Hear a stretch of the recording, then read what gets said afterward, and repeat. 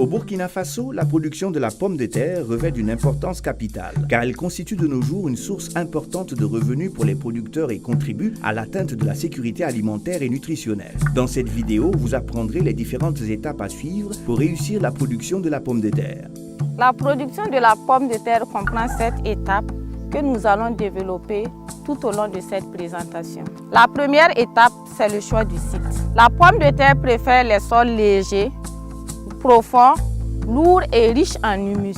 Il faut choisir un sol qui est sain et qui draine bien. Par contre, il faut éviter les sols trop argileux et humides, trop caillouteux et trop séchants. La deuxième étape, c'est la préparation du sol. Il faut apporter 15 à 20 tonnes de compost bien décomposé ou de fumier par hectare ou encore 2 brouettés par planche de 10 mètres carrés et également apporter 350 kg de NPK par hectare. Ensuite, il faut faire un labour profond de 35 cm de profondeur suivi d'un herçage. Puis, vous cassez les mortes de terre et vous nivelez bien votre terrain. Suivant le type de sol que vous disposez ou selon le mode d'irrigation que vous pratiquez, il faut soit réaliser des billons ou des planches. Si vous réalisez des planches, il faut faire une trouaison aux écartements recommandés à l'intérieur de ces planches.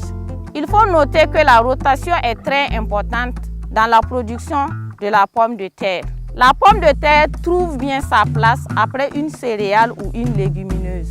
Par contre, les cultures qui sont de la même famille des solanacées sont à éviter, telles que la pomme de terre elle-même, le piment, le poivron, la tomate, etc. La pomme de terre se produit surtout en saison sèche. 3 périodes de production sont possibles au Burkina Faso. La première période va de mi-septembre à fin octobre et ça concerne les variétés à cycle de 70 jours. La deuxième période concerne le mois de novembre et c'est pour les variétés à cycle de 80 à 90 jours.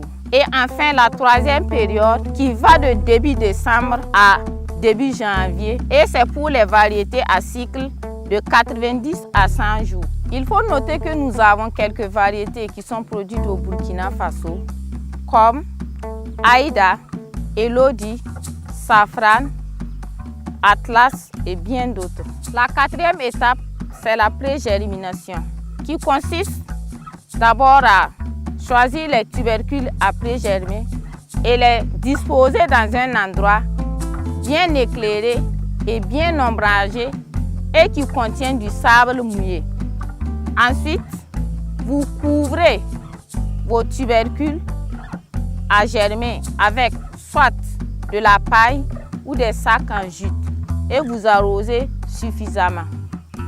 Après 4 à 5 jours, il faut venir enlever les sacs que vous avez utilisés pour couvrir vos tubercules à germer ou la paille que vous avez utilisée également pour couvrir vos tubercules.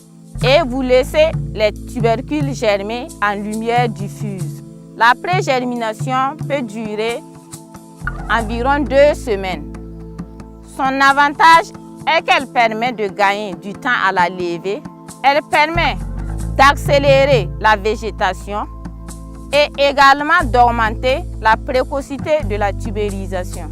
Les tubercules après germer doivent être des tubercules de bon calibre et également des tubercules sains. Voilà, 4 à 5 jours, on vient enlever le sac pour laisser les tubercules en lumière diffuse. Voici des tubercules pré-germés. Nous allons passer maintenant à l'étape de la plantation.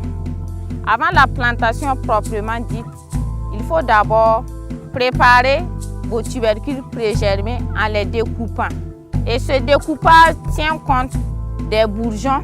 Et selon les bourgeons, vous pouvez obtenir 4 à 6 morceaux. Après le découpage des tubercules pré-germés, il faut les traiter. Et le traitement consiste à les plonger dans une solution contenant 4 poignées de cendre et 4 litres d'eau.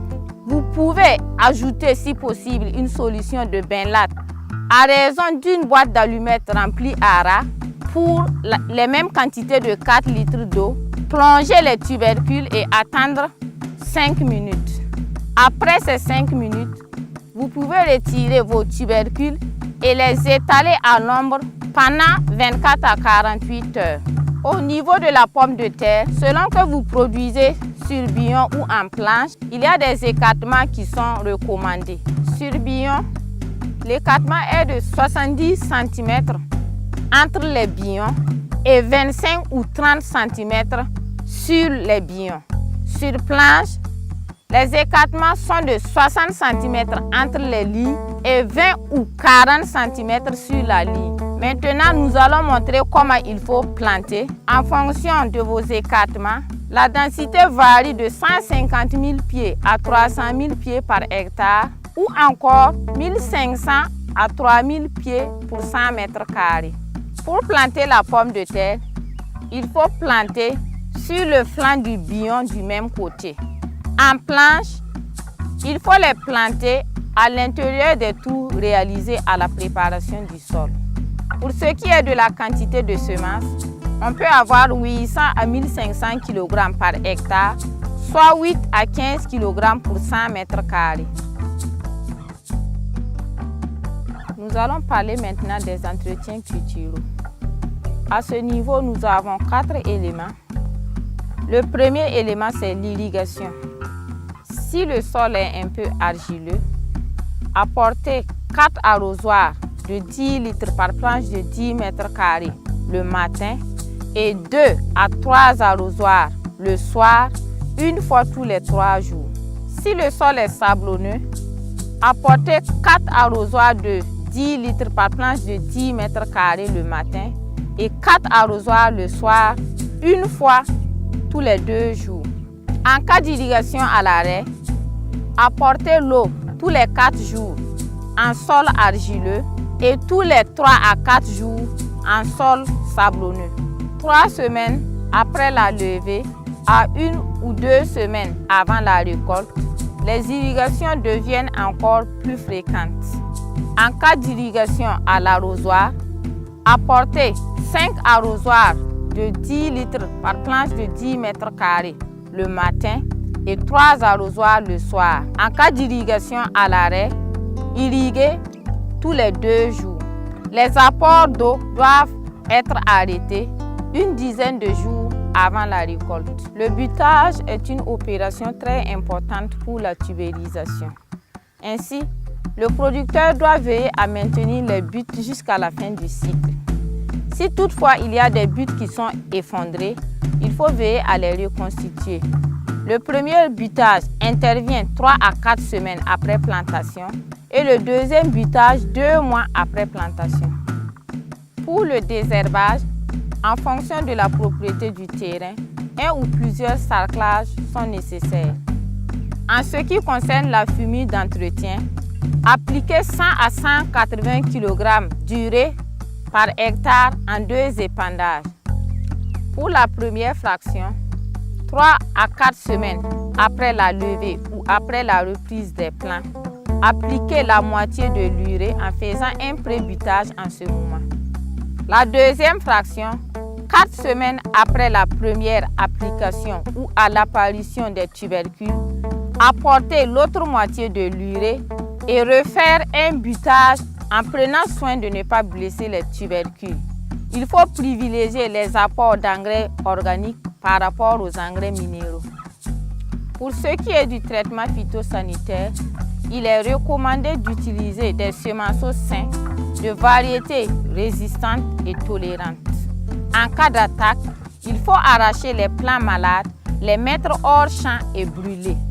En cas de nécessité de traitement, il faut utiliser des produits chimiques homologués ou des biopesticides efficaces et disponibles en se référant aux techniciens d'agriculture. Pour la récolte, il est conseillé de récolter quand 50% du feuillage est desséché ou jauni. Quelques soins particuliers sont à observer, comme déterrer les tubercules à l'aide d'une daba ou d'une pioche. Par contre, il est déconseillé de laisser les tubercules au soleil, de récolter sous la pluie, de laver les tubercules, de récolter des tubercules mouillés, de jeter les tubercules, mais de transporter les tubercules délicatement dans un panier ou un filet. De nos jours, la pomme de terre peut constituer une opportunité d'amélioration des revenus et de la situation alimentaire et nutritionnelle des populations. Pour une meilleure maîtrise de la production de la pomme de terre, il est important de suivre l'itinéraire technique.